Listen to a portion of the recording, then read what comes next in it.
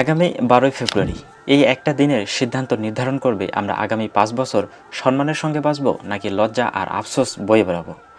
আজ বাংলাদেশের মানুষ বদলে গেছে। আজ মানুষ আর অন্ধ নয়, আজ মানুষ আর সত্য দেখে সমর্থন দেয় না।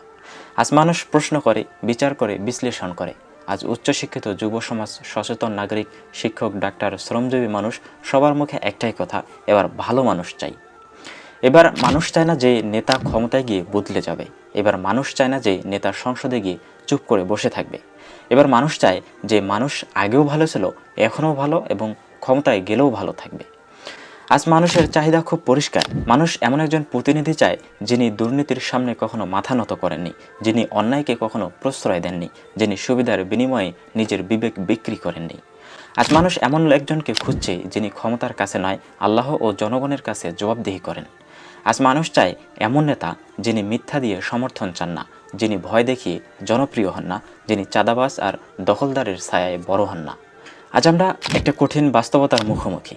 আমরা বহুবার নেতা নির্বাচন করেছি, কিন্তু বহুবার ভুল মানুষকে সুযোগ দিয়েছি, আর সেই ভুলের মাসুল আমরা সবাই দিয়েছি, দুর্নীতি দিয়ে, অন্যায় দিয়ে আর রাষ্ট্রের অবক্ষয় দিয়ে। তাই আজ মানুষ বলছে এবার পাল্লা হোক ভালো লোকের। এবার প্রতিযোগিতা হোক কে বেশি সৎ, কে বেশি যোগ্য, কে বেশি সাহসী। বিষয়টা এমন না যে কে কত টাকা বেশি খরচ করতে পারে। বিষয়টা এমন না যে কে বেশি পোস্টার লাগাতে পারে। বিষয়টা এমন না যে কে বেশি লোক ভাড়া করতে পারে। সংসদ কোনো ব্যক্তিগত ব্যবসার জায়গা নয়। সংসদ কোনো লুটপাটের লাইসেন্স নয়। সংসদ হচ্ছে জাতির আমানত, আর আমানত দেওয়া যায় না চোরের হাতে, দুর্নীতিবাজের হাতে, অন্যায়ের সঙ্গে আপোষ করা মানুষের হাতে।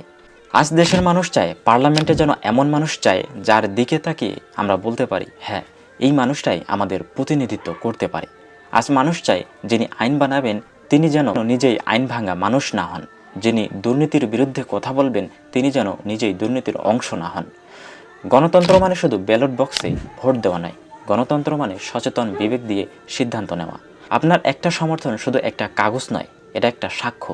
এই সাক্ষ্যের মাধ্যমে আপনি বলবেন আমি কাকে বিশ্বাস করি, আমি কাকে আমার ভবিষ্যৎ সোপর্দ করি। আর যদি আমরা ভালো মানুষকে সরিয়ে রাখি আর খারাপ মানুষকে সুযোগ দিই, তাহলে কাল অভিযোগ করার অধিকারও আমাদের থাকবে না। নেতা নির্বাচন কোনো সাধারণ নির্বাচন নয়। এটা হচ্ছে চরিত্র বনাম সুবিধাবাদ, সততা বনাম দুর্নীতি, বিবেক বনাম লোভের নির্বাচন। আর সিদ্ধান্ত নেওয়ার সময় এসেছে। দল নয়, মানুষ দেখুন। নাম নয়, কাজ দেখুন। প্রতিশ্রুতি নয়, অতীত দেখুন। যিনি দীর্ঘদিন মানুষের পাশে ছিলেন, যিনি কখনো অন্যায়ের সঙ্গে ছিলেন না, যিনি ভয়ের কাছে মাথা নত করেননি, সেই মানুষটাই যোগ্য। আজ আমরা যদি ঐক্যবদ্ধভাবে ভালো মানুষকে বেছে নেই, তাহলে কেউ আমাদের ঠকাতে পারবে না। আসুন এবার ইতিহাস বদলাই। আসুন এবার ভুলের চক্র ভাঙি। এবার পাল্লা হোক ভালো লোকের। এবার সংসদ যাক সৎ, যোগ্য ও সাহসী মানুষের হাতে। এই সিদ্ধান্ত আপনার, এই দায়িত্ব আপনার, এই ভবিষ্যৎ আপনার আমার। ভালো মানুষ বেছে নিন, বাংলাদেশ বাঁচান।